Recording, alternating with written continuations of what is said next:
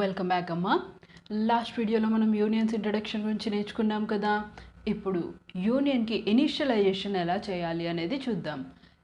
మనకి memory allocation ఎంత జరుగుతుంది? హైయెస్ట్ మెంబర్ ఎలిమెంట్కి ఎంత మెమరీ ఉంటుందో అంత మెమరీ అలికేషన్ జరుగుతుంది.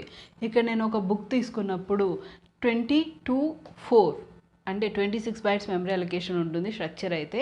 ఈ మూడిట్లోకి హైయెస్ట్ ఏది ఉంది అంటే 20 బైట్స్. కాబట్టి మొత్తం ఒక బి అనే వేరియబుల్ని నేను క్రియేట్ చేసుకుంటే ఎంత మెమరీ అలికేషన్ జరుగుతుందివా? 20 బైట్స్ మెమరీ అలికేషన్ జరుగుతుంది. ఇది మనకు తెలుసు. మిగిలిన రెండు అంటే పేజెస్ కానీ ప్రైస్ కానీ ఆ 20 బైట్స్లోనే అడ్జస్ట్ చేసుకుంటాయని చెప్పింటాం, రైట్? సరే, ఫస్ట్ టైం ఇప్పుడు మామూలుగా మీరు ఇనిషియలైజేషన్ ఎట్లా చేస్తారు? వేరియబుల్ని క్రియేట్ చేసేటప్పుడే వాల్యూని అసైన్ చేయడం.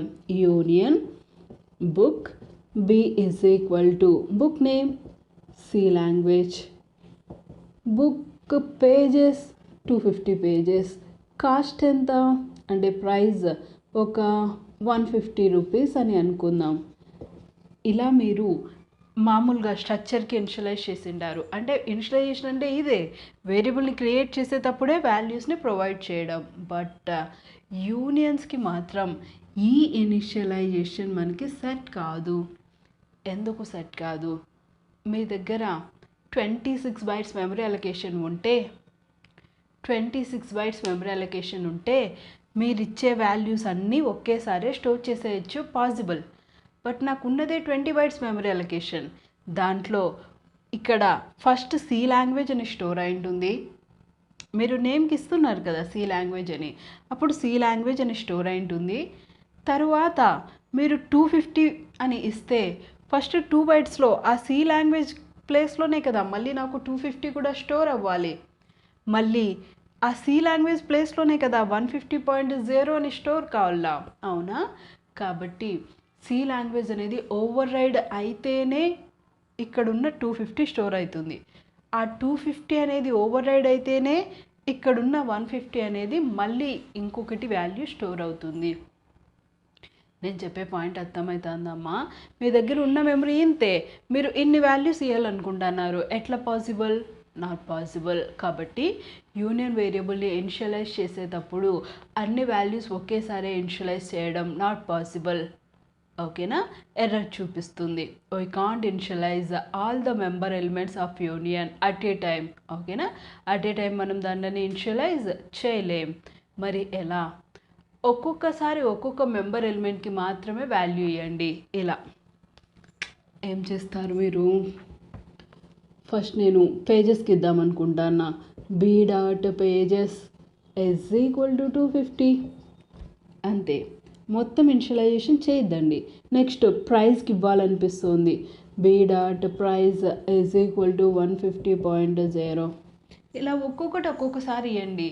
ఇచ్చిన వెంటనే వాల్యూస్ని ప్రింట్ కూడా చేసేసుకోండి. ఎందుకు? నెక్స్ట్ వాల్యూ ఇస్తున్నారంటే మళ్ళీ అదేమైపోతుంది, ఓవర్ రైడ్ అయిపోతుంది. 250 కావాలనుకున్నా మళ్ళీ రాదు కదా. ఓకేనా? నేను చెప్పే పాయింట్ అర్థమవుతుందా? కాబట్టి యూనియన్కి ఇనిషియలైజేషన్ చేసేటప్పుడు చూసుకోండి ఒకసారి. నెక్స్ట్ వాల్యూ ఇచ్చేకి ముందే ఇంకా పైన దాంతో అవసరం లేదు అనుకున్నప్పుడు నెక్స్ట్ వాల్యూని ఇవ్వండి. ఓకేనా? ఇక్కడ నేను ఈ 3 మెంబర్ ఎలిమెంట్స్ ఏం తీసుకోవట్లేదమ్మా. ఎన్ని మెంబర్ ఎలిమెంట్స్ తీసుకుంటా అన్న? 2 మెంబర్ ఎలిమెంట్స్, ఒకటి నేమ్ ఇంకొకటి ప్రైజ్, 2 తీసుకుంటున్నా. ఇక్కడ ఒక వేరియబుల్ని క్రియేట్ చేసుకున్నా బట్ ఇనిషియలైజేషన్ చేయలేను కూడా. ఎందుకు? పాసిబుల్ కాదు. కాబట్టి ఎలా చేయాలా? బి డాట్ నేమ్ అండ్ చూడండి మా ఇక్కడ బి డాట్ పేజెస్కి డైరెక్ట్గా ఇచ్చేసారు, స్టోర్ అవుతుంది.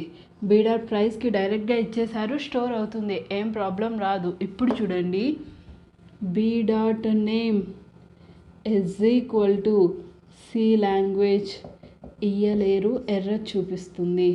స్ట్రింగ్ మాది. ఒక స్ట్రింగ్ని డైరెక్ట్గా ఇంకొక స్ట్రింగ్లోకి ఎలా మీరు కాపీ చేస్తారు? Not possible. స్ట్రింగ్స్ చెప్పినప్పుడు చెప్పింటాను, స్ట్రింగ్స్ పైన ఈజ్ ఈక్వల్ టు ఆపరేటర్ పని చేయదు. అందుకే మనం ఏం వాడుకుంటాం? strcpy అనేది వాడుకోవాలా. ఎలా రాసుకోవాలా మరి దీన్ని? చూడండి, strcpy దేంట్లోకి మీరు పాస్ చేయాల వాల్యూని? B dot name. దేన్ని పాస్ చేయాలా? C language. ఇది రైట్. అప్పుడు సి లాంగ్వేజ్ వచ్చి బి డాట్ నేమ్లోకి కాపీ అవుతుంది. అది పాసిబుల్. ఓకేనా. ఈ పైన మెథడ్ స్ట్రింగ్స్ పైన is equal to operator work out కాదు, మీకు ఆల్రెడీ తెలుసు స్ట్రింగ్స్ అప్పుడు, రైట్. ఓకేనా, సరే బాగుంది.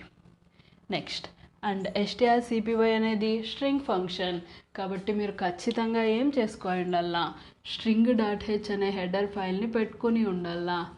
Ash include string dot H అనే హెడర్ ఫైల్ని ఖచ్చితంగా పెట్టుకోండల్లా. ఎందుకు స్ట్రింగ్ ఫంక్షన్స్ వాడాలంటే స్ట్రింగ్ లైబ్రరీని మనం ఇంక్లూడ్ చేసుకోండల్లా, రైట్.